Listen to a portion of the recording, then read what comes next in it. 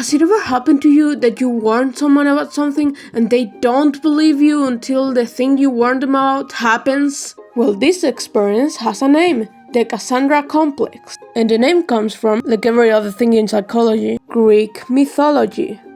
Cassandra of Troy was, well, a Trojan woman who served god Apollo. Apollo gave Cassandra a divination blessing, so she would be able to predict the future and, in general, have visions.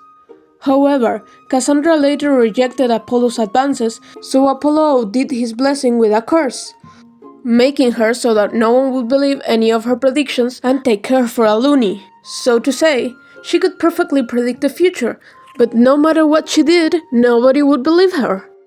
One of Cassandra's most memorable predictions was when she told Paris, the Prince of Troy, that if he went up to Sparta and took Helen with him, that would cause the War of Troy. So what happened?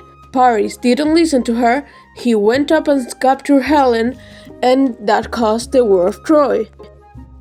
This term in psychology is used to explain a person that, while being in the right or having a point, they don't express it in the best way, either because they're too emotional when expressing their point, or because they are simply lacking the social skills to express their point, which in turn makes the other people in the conversation not be as receptive or open to the arguably valid points that this aggressive or unsocial person is making. An example of this could be IMO, radical vegans. They expose the very real mistreatment of animals in slaughterhouses and farms, yet the violent protests that are done usually with gore and blood and the imagery or costumes of dead animals, it's not the move.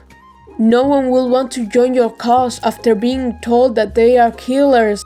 You're just arguably drawing them away from your potentially valid point. But whatever. Anyone else relates to this complex? Because I do. And if you relate, why?